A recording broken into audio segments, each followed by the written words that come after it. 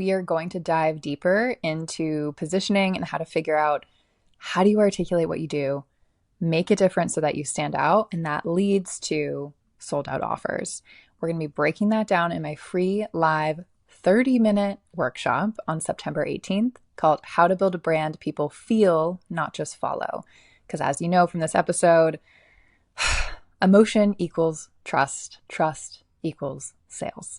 So what does that look like for you and your business? That's what we're going to figure out. And the link to sign up for that is in the show notes. Again, it'll be 30 minutes with Q&A after, lightning style, no fluff. So please arrive promptly. Today, we're talking about why people buy the vibe before the offer. It's why you could have two identical businesses or service providers with the exact same offer, and yet they'll get completely different results. And that's because of brand.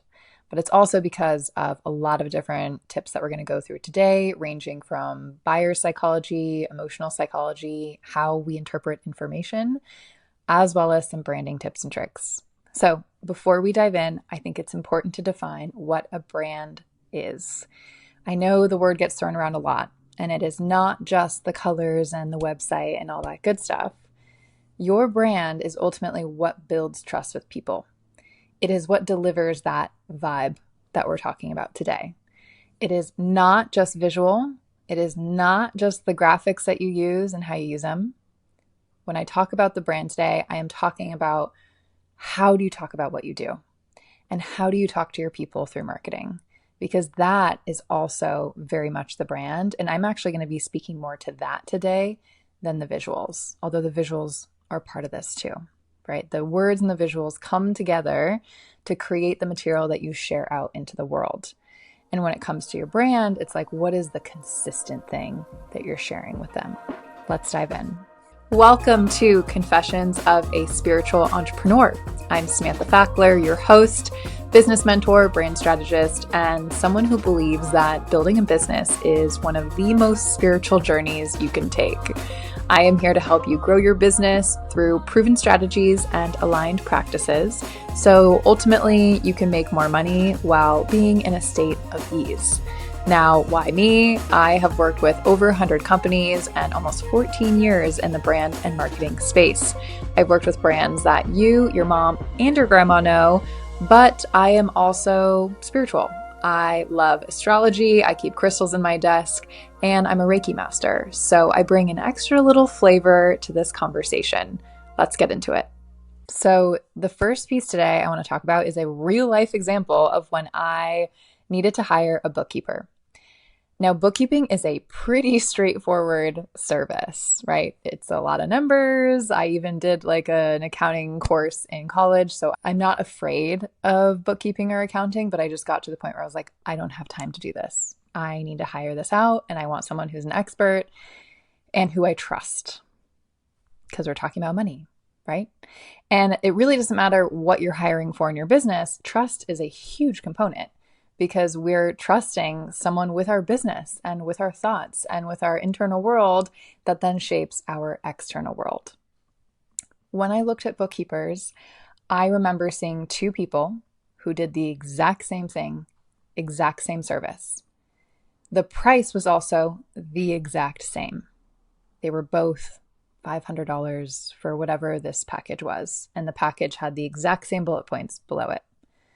But on one of them, when I read through her stuff and I got to the point where I could have put an inquiry in to meet with her, I thought, I don't think she's worth it. I feel like she's not going to do a good job. Next person, same stuff. I thought, ooh, I think she's worth it. Why the difference? The difference was because of brand. The difference was because of the vibe that they were giving me as the person looking for what they do. So the first one that I mentioned that I was kind of like, I don't think she's worth it. What did I notice? When I kind of played that back and slowed it down, the website felt messy. The words felt like they were very generic and vanilla. I didn't really feel anything when I was reading through the site. Of course, with bookkeeping, again, it's pretty straightforward. They're taking care of your books. They're keeping things on track. They're maybe delivering reports. But it just fell flat. The second one, however, Everything seemed to go together. I felt like when I went through her website, she really understood where I was at. She understood what I was going through and the exact roadblocks that I was hitting at this moment in time. I felt like she had this like telescope and she could see right into my office and what I was feeling as I was looking for a bookkeeper. That feeling is the vibe that we're talking about. And that alone was why I clicked on that second one and said, hey, yeah, let's meet. I really want to see if, this might work out. This story helps illustrate how important it is that not only your stuff looks good, but more importantly, you know how to talk to the people that you're selling to. And I think a lot of times we think we do, but we actually don't realize that we're missing the mark. And it's so important at this stage, if you're thinking like, ooh, I don't know if I'm hitting that mark, or what if I'm not? You need outside perspective. You need other eyes on that material to tell you. Because when we are the expert behind the driver's wheel and we are also the marketing person and we're also updating our own website, so many things can get convoluted. Again, I talked about it in my podcast episode last week, but it's the funhouse effect, right? When you're behind it all, things just don't look as clear as when you're in the outside and when you're in that customer mindset. Number 2, our eyes, ears, and senses as humans take in so much information that we do not consciously realize. So when we look at something, our eyes are actually taking in millions of different data points that our brain does not register. And there is this automatic filtering that happens that allows the brain to pick up on what's most important. So if we are checking out someone's stuff, whether it's their email newsletter or website, listening to them speak, we are energetically kind of filtering, what do I need to know here? What are the most important things? When that person communicates to you and can cut through all those data points with the words that resonate and actually meet you in the moment, that is when that vibe is like a lightning strike that happens. All of a sudden, we feel connected to that brand or that business, that person, however it's presented to us. This is really important to know because it feeds into how we do our marketing, not just what it looks like, because honestly, colors only register to a certain degree, fonts only register to a certain degree, but you guys, it's the words. The words are so important and the way that it's all packaged together. So this feeds into my next point here, number 3, which is that our perception, so this moment that we've slowed down and actually looked at, that perception, that moment happens over and over, right? It gets repeated every time they see your things, every time you share a post, every time you release a podcast episode or show up on stage somewhere. And what happens is that repetition leads to a relationship. A relationship is built over time between two different people or things or entities. And so building that relationship through consistency is what builds trust. I'm going to say it again. Consistency builds trust.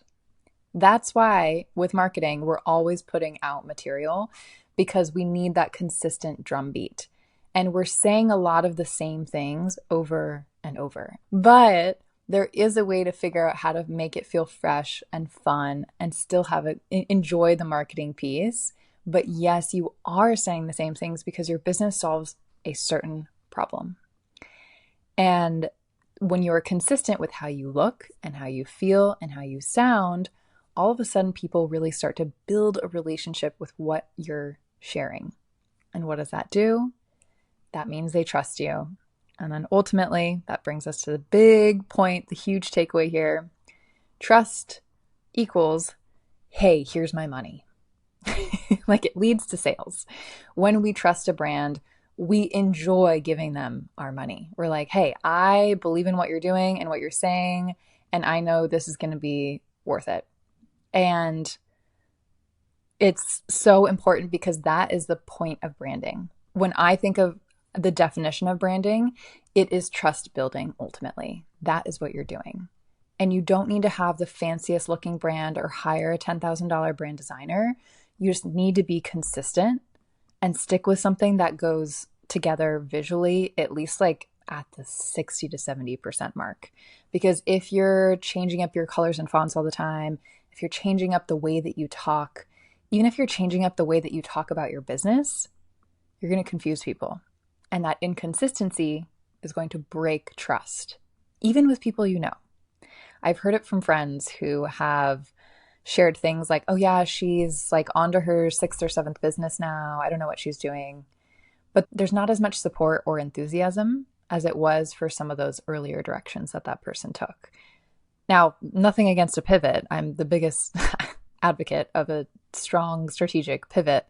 But it's like, how do you handle it? How do you do it so it doesn't feel like you're jarring your audience and instead you're really bringing them on this journey? Because the matter of the fact is that you will evolve as a business and a business owner. Your brand will evolve because of that, because the brand is the vehicle through which you're like, hey, this is me and this is what I do.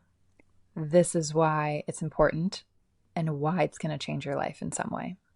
We get to give ourselves permission to evolve the brand, but in a way that feels smooth and like you're growing with people. You're not thrashing around in front of them with different posts looking different ways, different messages coming out, and just kind of confusing people.